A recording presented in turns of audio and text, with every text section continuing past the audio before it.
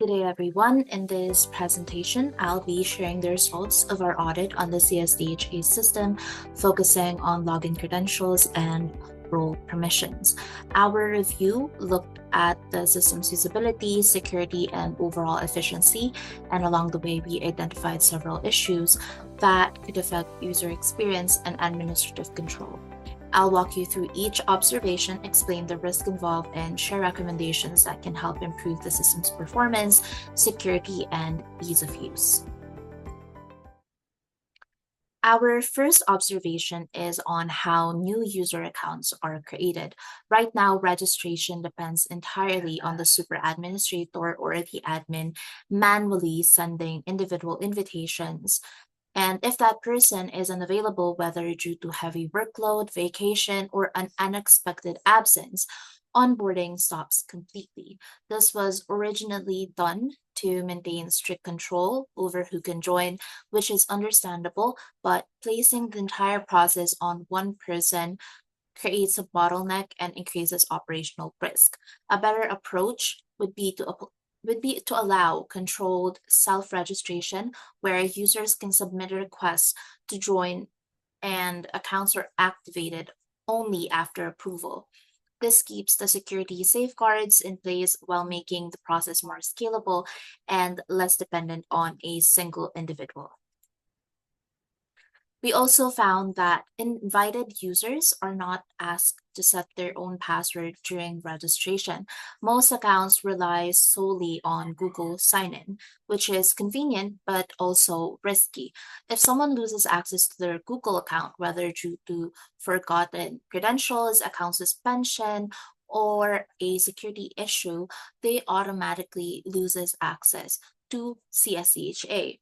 And if Google services experience downtime, they're locked out until it's restored. The safer option is to have all new users create and confirm a password during sign up, even if they still choose to log in through Google. This ensures they always have another way to access their account and reduces reliance on a single external service. Next is when entering a password on the login page, there is no option to toggle visibility and check what's been typed. This forces the user to enter their password blind, increasing the chance of typos, especially on mobile devices or with complex passwords. Those mistakes can lead to repeated failed login attempts, unnecessary password reset requests, and added workload for support.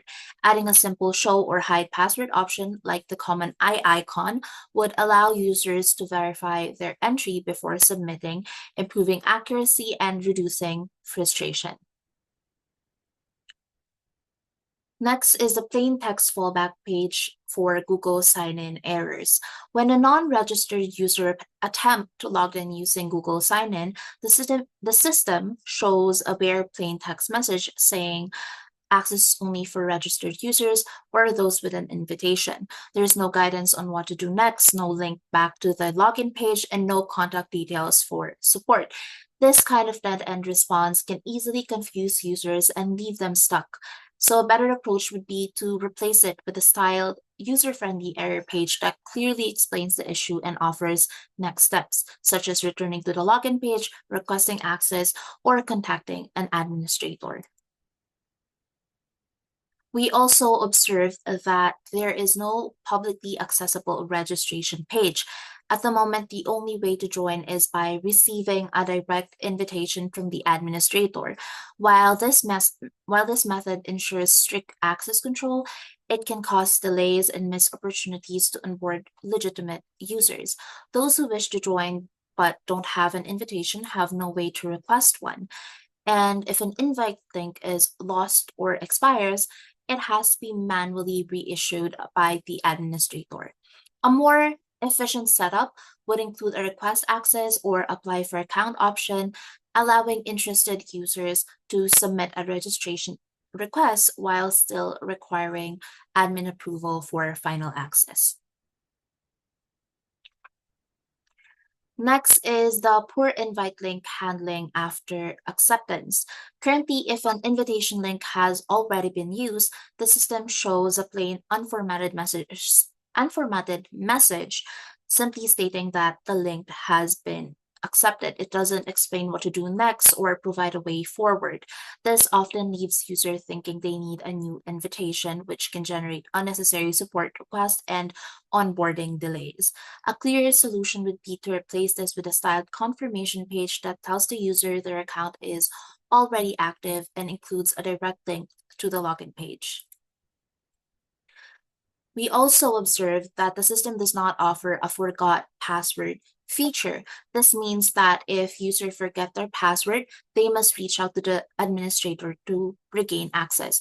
Not only does this increase the administrator's workload, but it also prolongs user downtime and may discourage continued platform use. We recommend implementing a secure password reset process that sends a time-limited single-use reset link to the user's registered email. This balance this balances convenience and security while reducing admin intervention. And then next is the limited account management features. The account page offers only one function, sending out invitations. It does not display a list of existing registered users, their statuses, assigned roles, or account activity. And without this visibility, administrators cannot effectively monitor system usage, detect suspicious activity, or revoke access when necessary. So we recommend building a complete account management panel where administrators can search, filter, and view user accounts, check role assignments, review logged in or activity logs, and make updates or revoke access when required. This would significantly strengthen governance and operational control. In the current role page, the system only allows selecting from a predefined list. Only one user can be assigned to this role at a time. So to change the admin, you simply select a different name and click update, and that user immediately becomes the admin. The problem is there's no way to create new roles, assign multiple people to the same role, or customize permissions. This lack of flexibility can lead to over-permissioning or under-permissioning users, which poses both security and operational risk. Our recommendation is to allow creation of custom roles with granular permission settings. For example, view only, edit, delete, or specific module access so that access rights match each user's actual responsibilities. Next, we found that the system does not log who changes user roles or when those changes occur. Without this audit trail, there is a higher risk of privilege escalation going unnoticed. We recommend adding a role change log that captures timestamps on the name of the user who made the change, and this will improve accountability and strengthen security monitoring. Next is the missing edit and delete buttons in the central body listing. So in the central body listing, officer names and positions appear as clickable text links, but there are no visible edit or delete buttons beside each row. To make changes, users have to click the position, open the edit view, and then scroll to the bottom to find the delete option. This indirect process can confuse new users and slow down task completion. We recommend adding clearly labeled edit and delete buttons beside each record to make the interface more intuitive and efficient. Next is the confusing edit and add position interface. We noted that clicking the add new officer position takes you to a page labeled edit position, which uses the exact same layout as the actual edit function. This could make the users think they're editing an existing position rather than creating a new one, which risks accidental overwriting of data.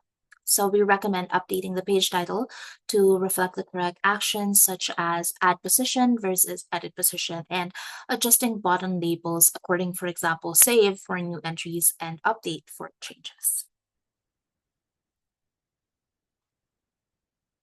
Next is officer assignment allows only one selection. So currently, the officer dropdown supports only a single selection, meaning you can't assign multiple members to a shared role, such as call directors. And so, to improve flexibility, we recommend enabling multi select functionality in the officer field or adding another method for assigning multiple members to the same position. Next, the officer list displays names and positions without table formatting or the ability to search, sort, or filter as the list grows. This makes finding specific officers or positions inefficient. So we recommend converting this list into a searchable, sortable table with column headers like officer name and position to make navigation faster and more user-friendly. To sum up, our audit highlighted multiple opportunities to enhance the CSDHA system, from improving onboarding and authentication processes to strengthening the role management and overall administrative oversight. Implementing these recommendations can make the platform more secure, more efficient, and more user friendly for both administrators and end users. Thank you for your time and attention, and I hope these findings provide valuable insights for enhancing the system.